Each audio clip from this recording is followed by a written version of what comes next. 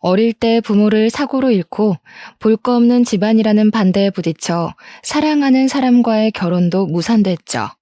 거기에 저희 부모님이 사기당했다는 사실까지 뒤늦게 알게 됐어요.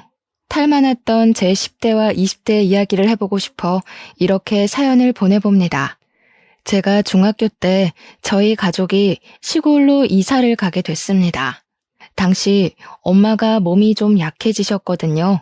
부모님은 서울에서 하시던 의류 사업을 접고 아빠의 고향 마을로 이사를 하기로 하셨죠.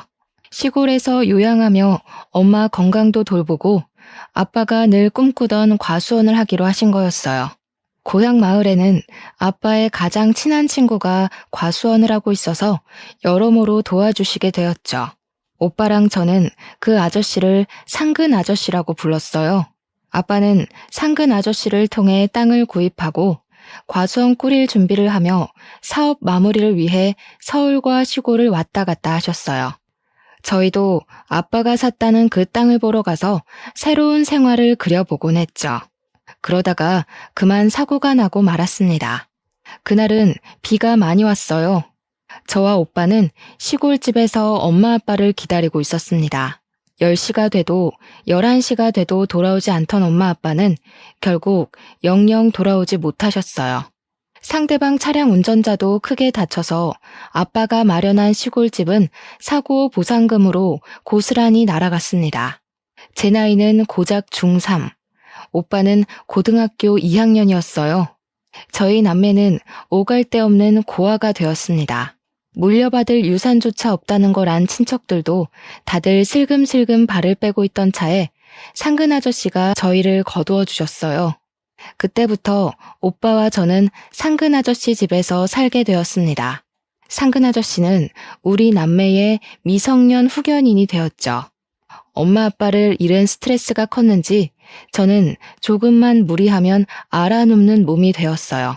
병원에 가봐도 원인을 알 수 없었고 스트레스로 인한 걸 거라는 추측만 있었습니다. 그런 저를 상근 아저씨 부부는 잘 돌봐주었어요. 아저씨 부부는 저에게 한약도 다려 먹이고 몸에 좋은 음식도 해주셨습니다. 저는 상근 아저씨 부부를 믿고 따르게 되었어요. 그 집 딸이 저에게 좀 틱틱대기는 했지만 과수원에서 보내는 나날도 괜찮았습니다. 그렇게 상근 아저씨가 부모 잃은 저희를 자식처럼 잘 돌봐준다는 사실은 널리 소문이 났습니다. 오랫동안 마을 이장으로 활동한 상근 아저씨는 평소에는 동네의 어려운 이웃들을 몸소 찾아다니며 도와주는 것으로 덕망이 높았죠. 동네에 할머니와 단둘이 사는 다리를 못 쓰는 아이 집에도 매달 꼬박꼬박 도움을 주고 있었거든요. 저희 남매를 돌본 지 2년째 되던 해에 상근 아저씨는 TV에도 출연했어요. 죽은 친구의 아이를 돌보는 날개 없는 천사라는 타이틀로 방송이 됐고 방송국에서 아저씨 부부와 저를 찍어갔어요.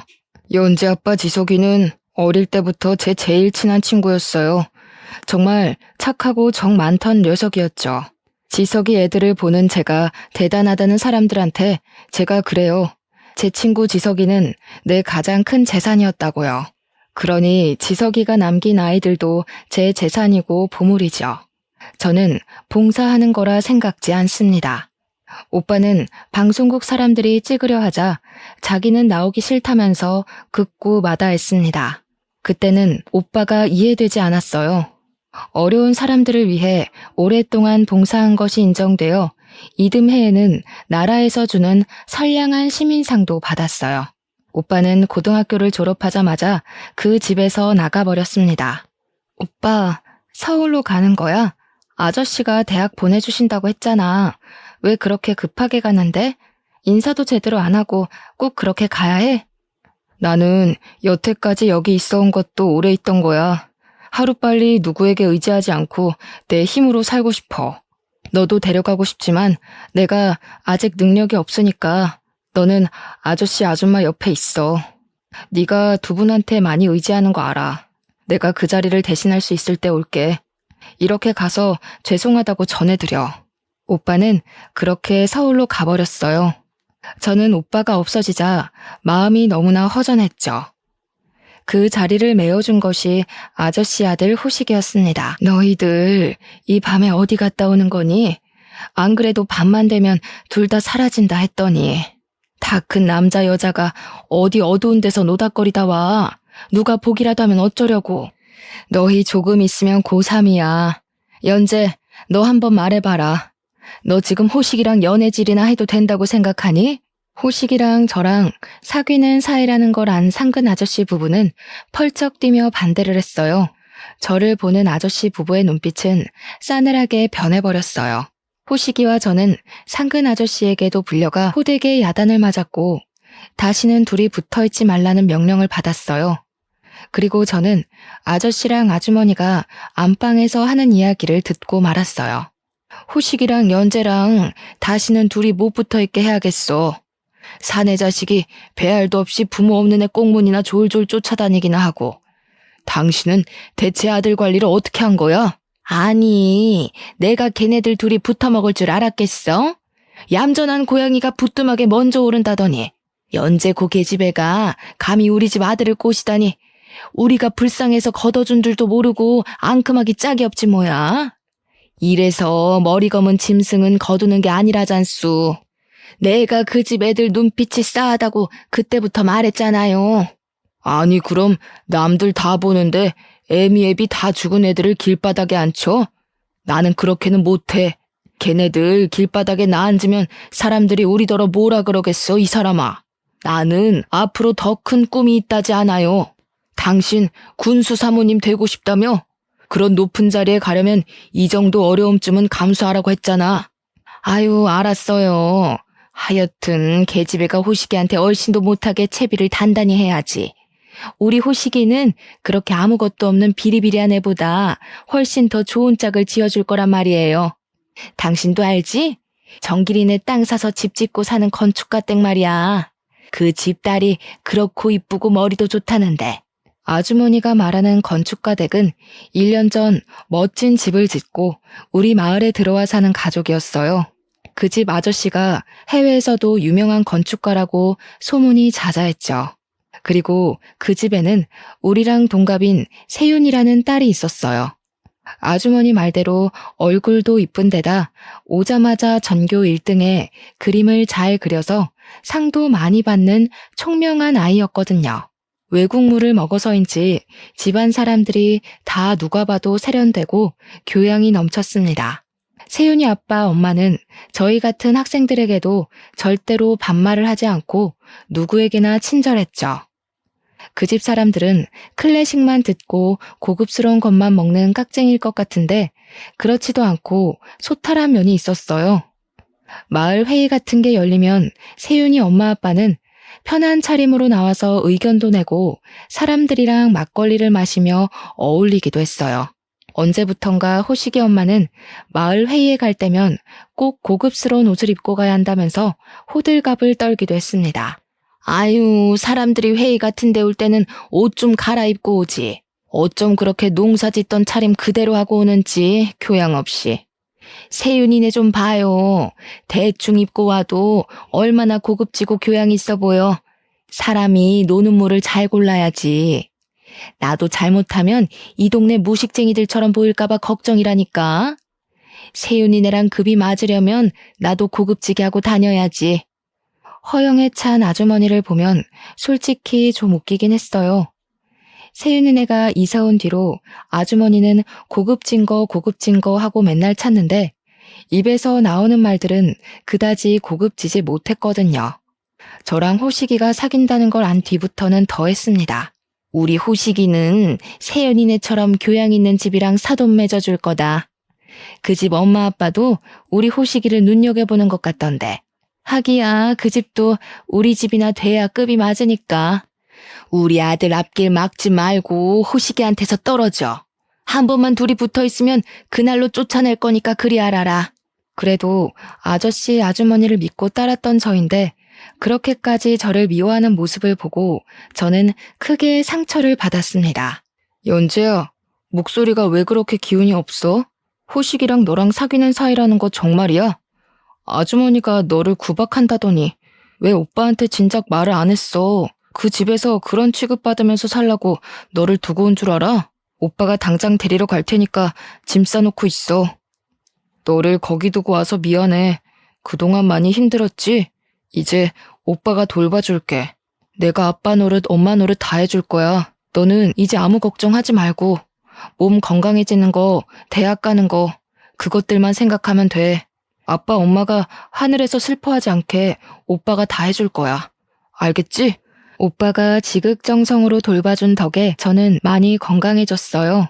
오빠를 고생시키지 않으려고 열심히 공부해서 전액 장학금을 받고 대학에 갔죠. 그리고 대학교 2학년 때 서울에서 호식이를 다시 만났습니다. 친구들과 들렀던 학교 근처 술집에서였어요. 화장실 앞에서 호식이와 딱 마주친 거였습니다. 유연지 아니야?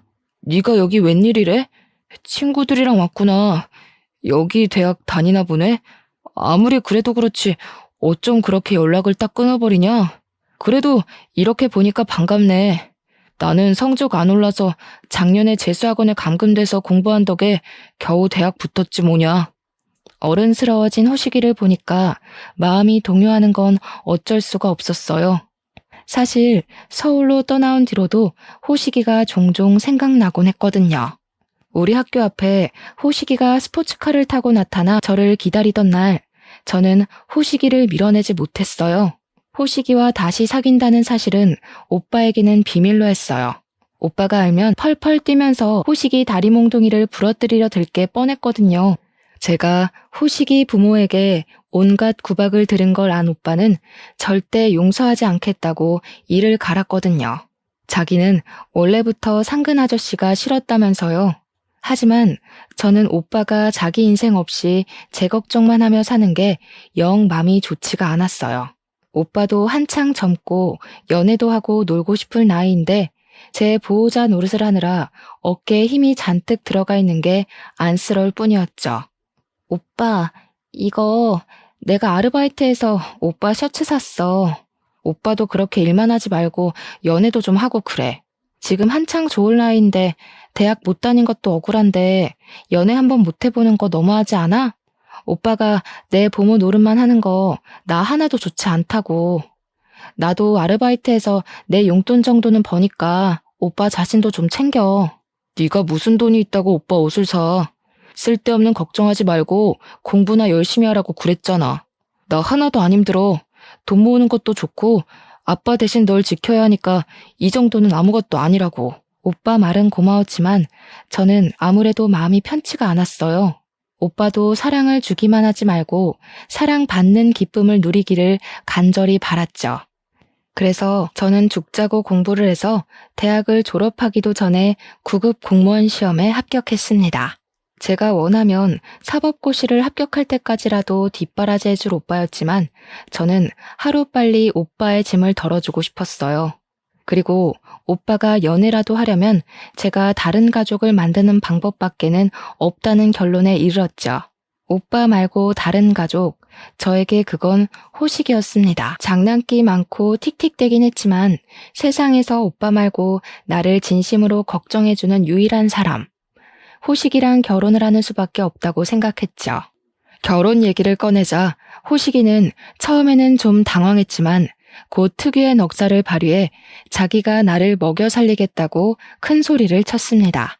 나는 너랑 결혼하면 뭐든 할 수 있을 거라 생각해. 우리 둘이 힘내서 벌어서 모으면 못할 일이 뭐가 있겠어. 호식이는 군대를 갔다 와서 아직 학생이었지만 결혼부터 하고 취직해도 된다는 생각이었어요. 오빠는 제 계획을 알고 예상대로 잔뜩 화를 냈습니다. 오빠랑 결혼을 해? 너 지금 제정신이야? 그 집 사람들 너한테 한 짓 잊었어? 왜 네 발로 불행의 구렁텅이로 걸어 들어가려 그래? 그 집 사람들 다 쓰레기라고. 정 결혼이 하고 싶으면 다른 남자랑 해. 오빠가 좋은 남자 찾아줄 테니까. 호식이는 절대로 안 돼. 내가 호식이 말고 누구랑 결혼을 해. 나도 많이 고민했는데 나는 호식이 아니면 안 돼. 그리고 호식이 자기 가족들이랑 사이 안 좋아. 나랑 결혼해서 영 끊고 살 거라 그랬어. 나는 내가 사랑하는 사람이랑 결혼할 거야. 오빠도 이제 내 걱정 그만하고 오빠 인생 살아. 저는 어떻게든 오빠를 자유롭게 해주고 싶다는 생각뿐이었죠. 하지만 제 어린 생각이 만들어낸 결과는 감당하기 힘든 것이었습니다. 어떻게 알았는지 우리가 결혼하기로 했다는 걸 안 호식이 엄마와 누나는 제가 근무하고 있던 동사무소에까지 찾아왔어요. 저는 창고에 앉아 그들이 쏟아내는 비난을 고스란히 들어야 했습니다. 진상도 그런 진상이 없었어요. 이 앙큼한 거사. 내가 호식이한테서 떨어지라고 했어, 안 했어? 뭐? 결혼을 해? 제정신 아니지 너? 이제 보니 이거 아주 더럽고 뻔뻔하기 짝이 없는 년이구먼. 겨우겨우 떨어뜨려 놨더니 그새 호식이를 또 꼬셨어. 이 계집애야. 호식이는 너보다 100만 배는 잘난 여자랑 맺어줄 거야. 하나밖에 없는 아들을 너같이 천한 애한테 줄 것 같으냐? 그러니까 엄마, 내가 저 계집애 처음 봤을 때부터 깨름칙하다고 했잖아. 얼굴 좀 반반하다고 순진한 호식이 꼬셔가지고 우리 집 재산 어떻게 해보려는 속셈이 뻔하다니까. 야, 없으면 없는 대로 살아. 가진 것도 쥐뿔도 없으면서 남들 하는 대로 다 하고 살려니까 문제인 거야.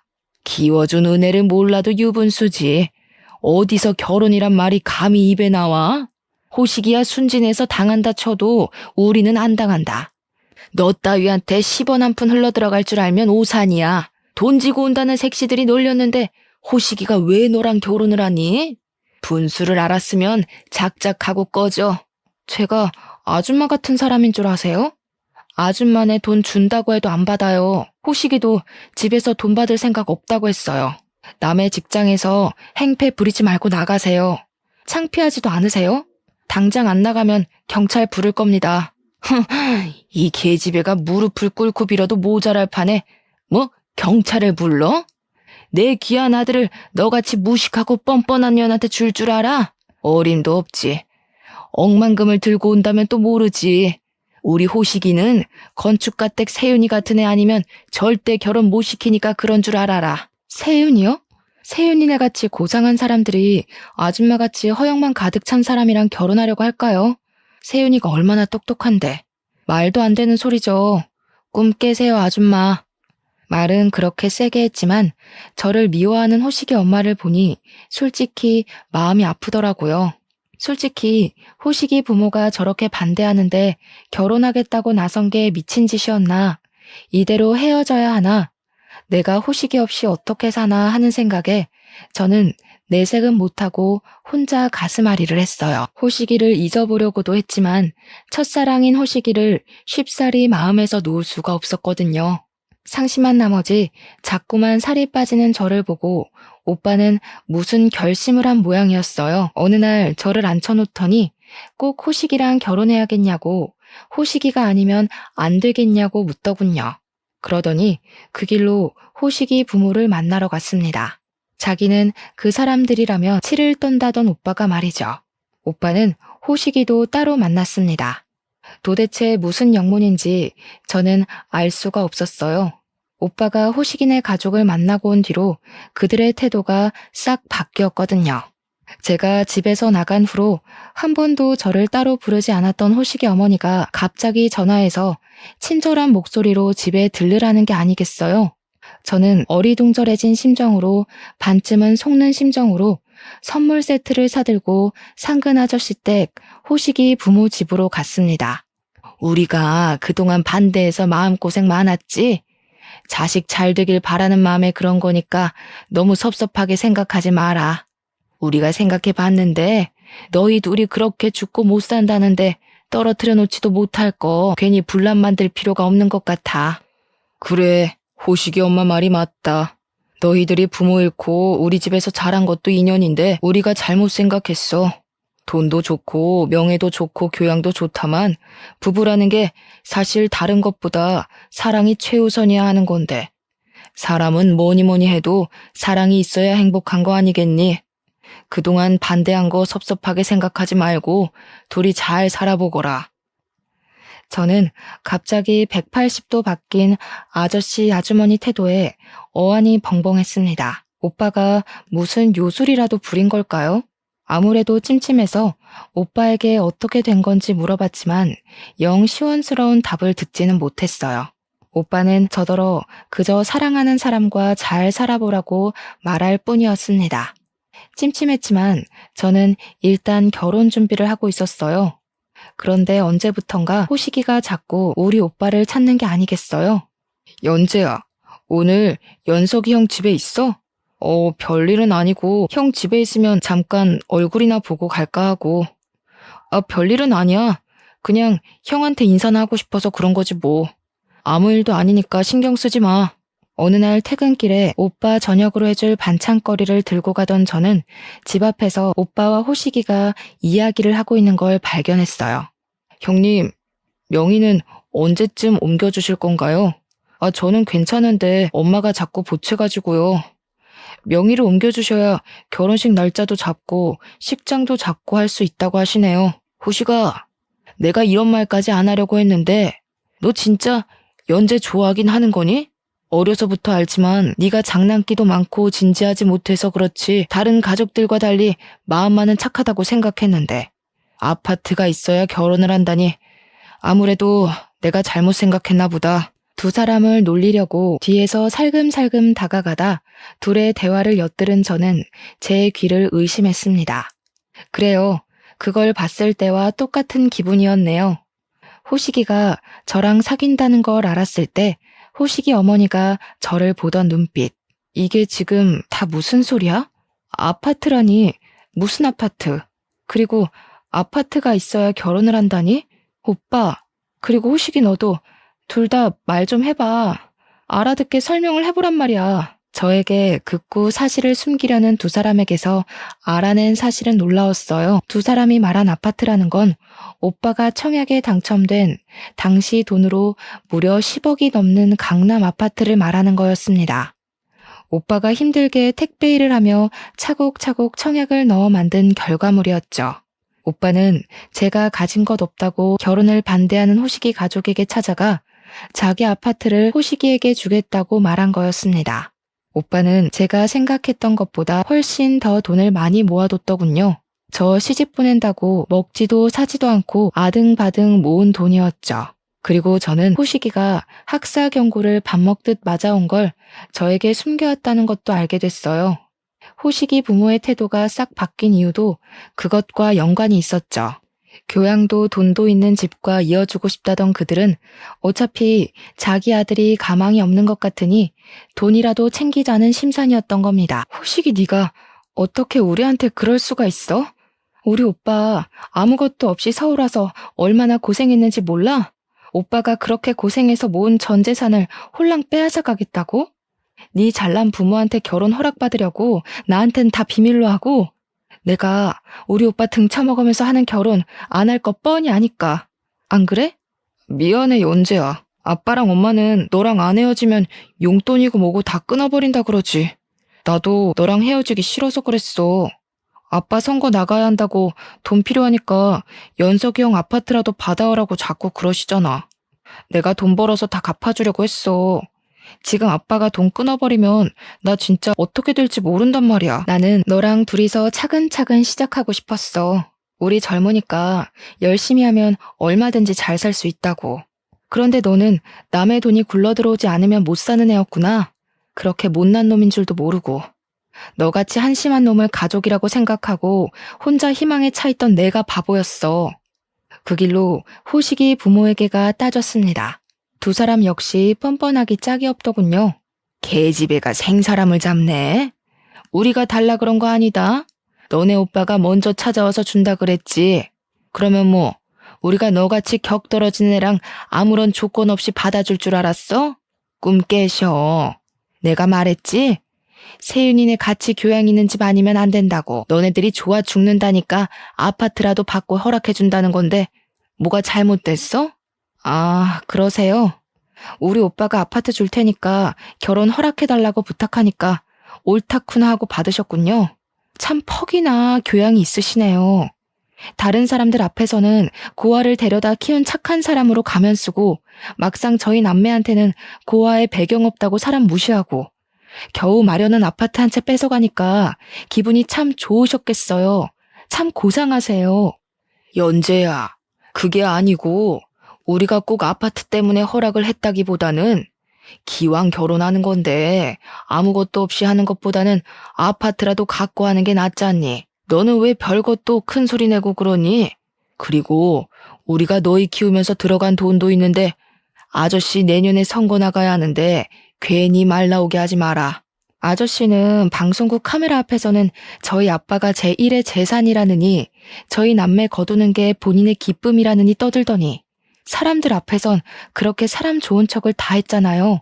쇼라는 쇼 다 해놓고 결국 하는 짓이란 게 고아들 재산 빼앗는 건가요? 선거 나가신다고요? 아저씨같이 가식적인 사람을 누가 뽑아줄까요? 저만 조용히 하면 되는 건가요? 뭐야? 이 계집애가 진짜 보자 하니까 이게 기껏 봐줘서 결혼시켜주려고 했더니 뭐가 어쩌고 어째? 이 썩을 놈의 계집애가 내 아들 앞길 막은 것도 모자라서 우리 남편 앞길까지 막게 생겼네? 아이고, 그러게 내가 뭐라 그랬어요. 저렇게 못 배워먹은 애들 데려오면 꼭 사단이 난다니까? 오빠에겐 너무 미안하기도 하고 원망스럽기도 했어요. 연재야, 나는 네가 기댈 때가 필요하다고 생각했어.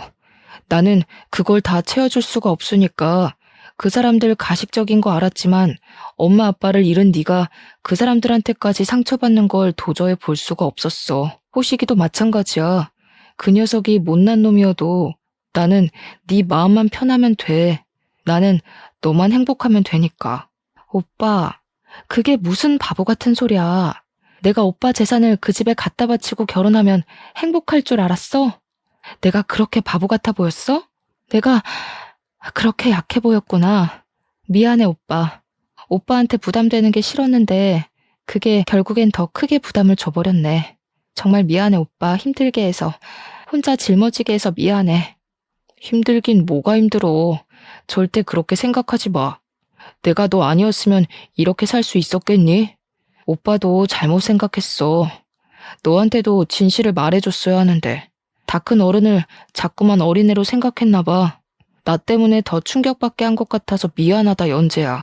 오빠나 저나 서로를 위한답시고 한 일이 서로를 더 힘들게 한 꼴이 되었죠. 호식이와의 결혼이 무산되었고 저는 마음을 추스르고 오빠와의 평온한 일상을 되찾으려 노력하고 있었습니다. 하지만 평화를 되찾기엔 일렀나 봐요. 얼마 뒤 저는 서울에서 고향 친구 미란이를 만나게 되었고 미란이로부터 충격적인 사실을 듣게 됐습니다. 연재야, 우리 엄마한테 들었는데 말이야. 요즘 너에 대한 이상한 얘기가 돌아다닌다고 해서. 설마 아니지? 사실은 고등학교 때 너 오빠 따라 서울 간 다음에도 마을 사람들 사이에 말이 많았거든. 알잖아, 이 동네 사람들 말 많은 거. 너 서울에서 하는 일에서부터 너 만나는 남자가 누구냐는 둥 별별 얘기가 다 돌아다니나 봐. 어떡하지? 무슨 얘기? 나 그 동네 떠난 지가 언젠데 나에 대해 얘기할 게 뭐가 있어? 그때도 그냥 오빠 보고 싶어서 호식이네 부모가 말리는 것도 뿌리치고 서울 간 걸로 됐다면서. 내가 그때는 너 속상할까봐 말은 안 했는데 고등학교 때 너랑 호식이랑 사귄 거 아는 애들도 있었잖아.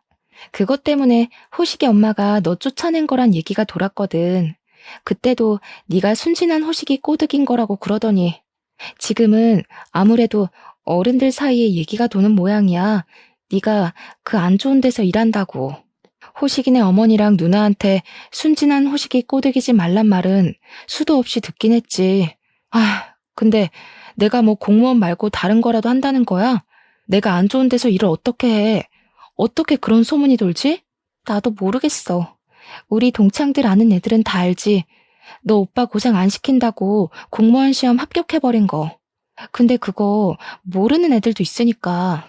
나도 전해드린 건데 네가 그 반반한 얼굴 믿고 호식이 꼬신 것도 모자라서 이제는 그렇고 그런 데서 일한다고. 차차 미란이가 무슨 말을 하는 건지 이해가 되기 시작했어요. 그렇고 그런 데서 일하는 더러운 계집애가 순진한 호식이를 꼬드겨 그 집안 재산을 꿀꺽 삼키려 했다는, 부모 없는 애를 키워줬더니 은혜를 원수로 갚는다는, 누가 봐도 호식이 엄마 입에서 나온 전형적인 레퍼토리였죠. 저를 매장시켜버릴 속셈이었어요. 자신들의 검은 속내를 알아버렸으니까요. 부모 잃은 저를 거둬준 상근이 아저씨 부부에게 마지막까지 남아있던 일말의 애정을 그들이 직접 마지막 한 방울까지 쥐어짜 모조리 버리게 했습니다. 저는 시간 날 때마다 마을 사람들을 일일이 찾아다니며 저에 대해 들었다는 안 좋은 소문을 묻고 그에 대한 기록을 남기기로 했습니다. 이대로 당하기만 할 순 없었거든요. 쉽지는 않았습니다. 저를 보는 마을 사람들의 시선이 곱지가 않았거든요. 마을 사람들에게 전 키워준 상근이 아저씨 부모에게 한마디 말도 없이 서울로 가버린 데다 호식이까지 꼬여내어 가족들 사이를 갈라놓은 천하의 배은망덕한 계집애였습니다. 하지만 전 포기하지 않았어요. 제 말을 들으려고 하지조차 않는 분들도 많았지만 제 얼굴을 보더니 호식이 엄마 말만 듣고 오해해서 미안하다고 하시는 분들도 많았습니다. 오빠는 오빠대로 움직였습니다. 저희 부모님이 돌아가셨을 때 저희는 아빠가 과수원을 할 땅을 이미 산 걸로 알고 있었죠. 상근 아저씨는 과수원 부지를 산 돈이 자기에게서 빌린 거라면서 친척들에게 차용증까지 보여준 바 있죠. 그때 상근 아저씨는 돈은 안 갚아도 된다고 인심 좋게 말했죠. 그 사실이 알려져 천사 이미지가 더욱 굳어진 거였고요. 친척들은 혹시라도 돈 문제에 얽힐까봐 이 일에 대해 깊게 파고들려 하지 않았고 아직 학생이었던 저희는 그냥 그런 줄로만 알고 있었죠. 호식이와 제 결혼이 무산된 얼마 후 오빠는 아빠가 샀다던 그 땅에 대해 알아보기 시작했어요. 그리고 저희는 놀라운 사실을 알게 됐습니다. 아빠가 샀다던 그 땅이 한 번도 팔린 적이 없었다는 사실이었죠. 오빠와 저는 이걸 어떻게 받아들여야 할지 몰라 한동안 멍해져 있었어요. 오빠는 상근 아저씨를 찾아갔습니다. 연재랑 호식이 일은 죄송하게 생각합니다. 두 사람 때문에 마음 많이 상하셨죠? 둘이 어릴 때 좋은 기억이 있어서 그렇지 사실 두 사람은 서로 맞지 않는다고 생각했어요. 연재가 지금 화가 많이 난 모양인데 시간 지나면 다 잊고 연재나 호식이나 더 좋은 사람 만날 수 있을 거라 생각합니다. 그래, 그렇게 말해주니까 다행이네. 키워준 거에 대해 감사는커녕 원망만 하는 너희가 우리도 원망스러웠다만 지난 일은 지난 일이니 잘 덮고 서로 행복을 빌어주자고.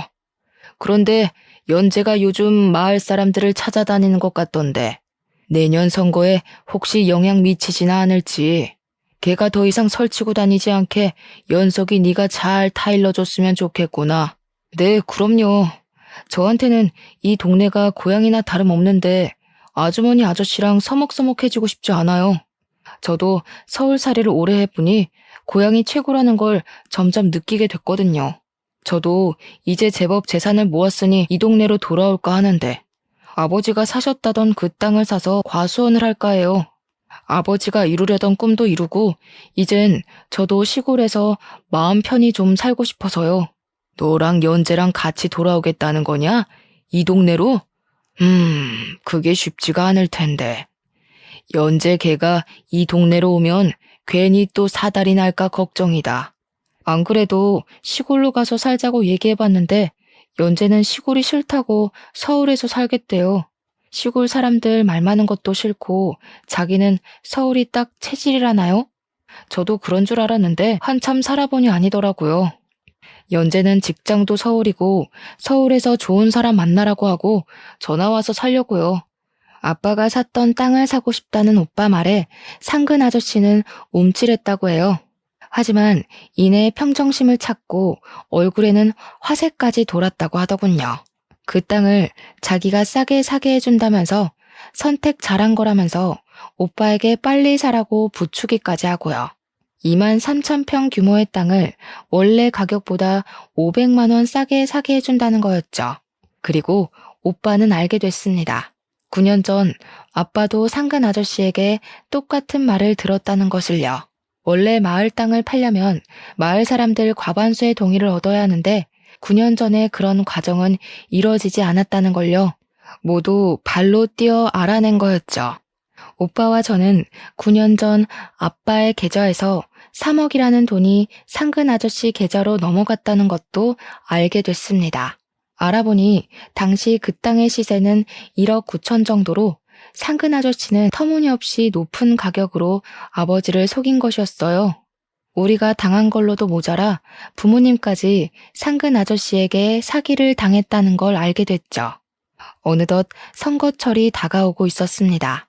그날은 호식이 아버지 이상근의 첫 연설일이었죠.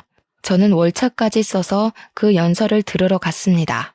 15년 전부터 이장으로 일하면서 저는 지역을 위해 더 많은 일을 하고 싶다는 꿈을 품게 되었습니다. 힘없고 돈이 없는 이들, 누군가의 도움이 필요한 이들, 저 이상근은 그런 이들의 곁에서 묵묵히 봉사해 왔습니다. 이제는 제가 오래전부터 품어왔던 꿈을 여러분 앞에 내어 보이려 합니다. 여러분을 위해 일할 수 있는 기회를 주시기를. 이상근이 한참 연설하고 있을 때 경찰들이 들이닥쳤습니다. 저희 아빠에게 땅을 팔겠다고 가짜 문서로 사기를 친 죄로 구속 수사가 결정된 것입니다. 아빠 엄마가 돌아가신 지 9년 8개월 만 사기죄 공소시효가 6개월밖에 남지 않은 시점이었습니다. 오빠와 저는 아빠가 남기신 서류 상자를 뒤지고 뒤져 결국 이상근이 마을 땅 문서를 위조해 아빠에게 넘긴 가짜 매매 계약서를 발견했습니다. 아빠가 이상근에게 돈을 보낸 기록도 남아있었으니 빼도 박도 못할 증거였죠. 거기에 오빠에게까지 비싼 값에 땅을 팔려고 하면서 너희 아빠에게 그 땅을 사라고 빌려준 돈도 못 받았지만 이라고 말한 것도 녹음해 두었고요. 연설의 며칠 전에 오빠와 제가 만난 형사는 마을에서 같이 자란 동네 친구였어요. 상근 아저씨 같은 사람을 사기죄로 구속한다는 게 쉽지는 않을 거야. 우리 선배들만 해도 다 상근 아저씨랑 잘 아는 사람들이니까. 아마 사람들이 사실 자체를 받아들이지 않으려고도 할 테지.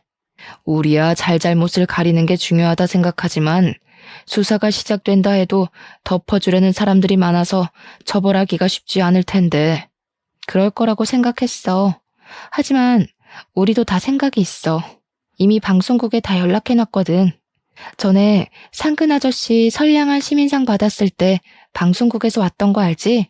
그때 취재하러 왔던 PD랑 연락이 됐거든.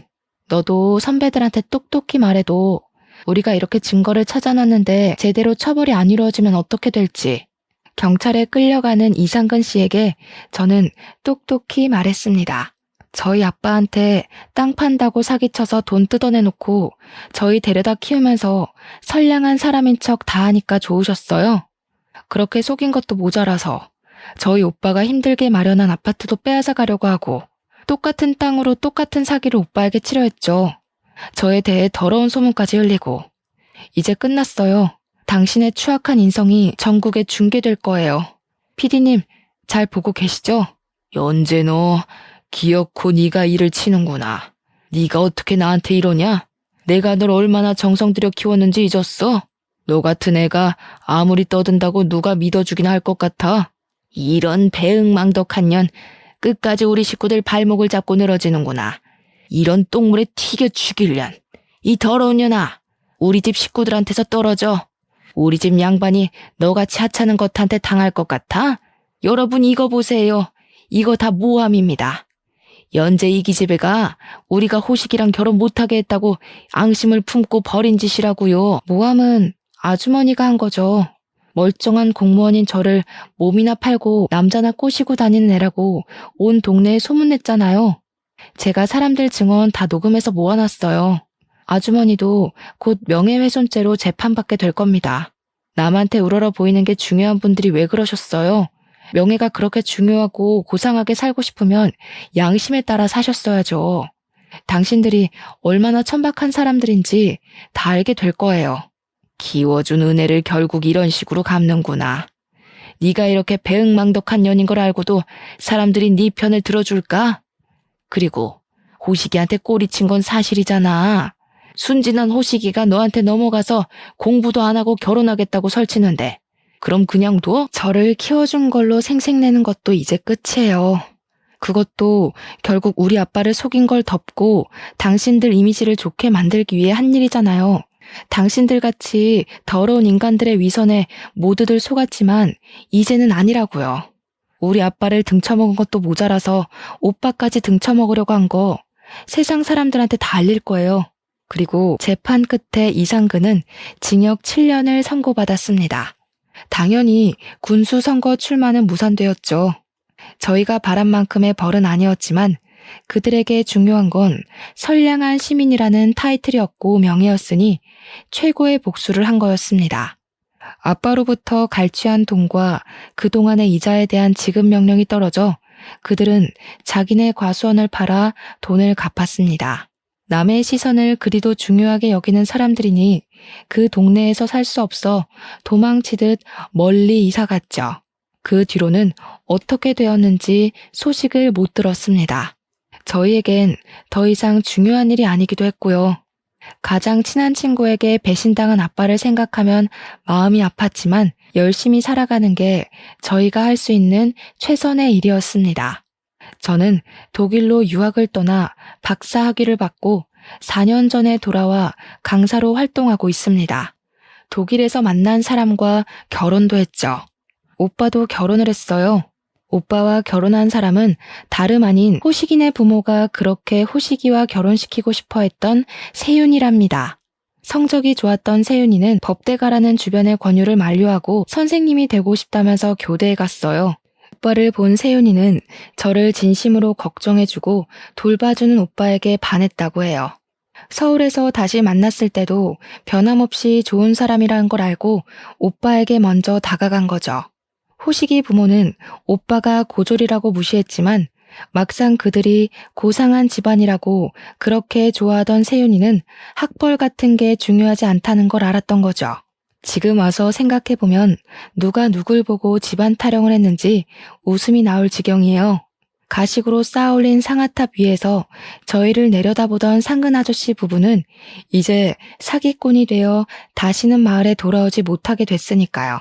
저를 위해 그렇게 희생한 오빠가 세윤이같이 좋은 사람과 결혼한 걸 보니 세상에 그래도 정이라는 게 있나 보다 하는 생각도 들었습니다. 제 이야기는 여기까지예요. 사랑이라 생각했던 사람에게 배신을 당하고 그 가족에게 저희 부모님까지 배신을 당했다는 걸 알게 됐지만 그래도 끝까지 포기하지 않고 진실을 밝힌 끝에 오빠와 저는 행복을 되찾았어요. 만약 사랑하는 사람에게 배신당하고 결혼도 무산된 슬픔 앞에 무릎 꿇었다면 저는 아빠의 억울함을 풀어주지 못했겠죠. 여러분도 힘들고 마음 아픈 일에 굴하지 마시고 행복을 찾으시길 기도하겠습니다.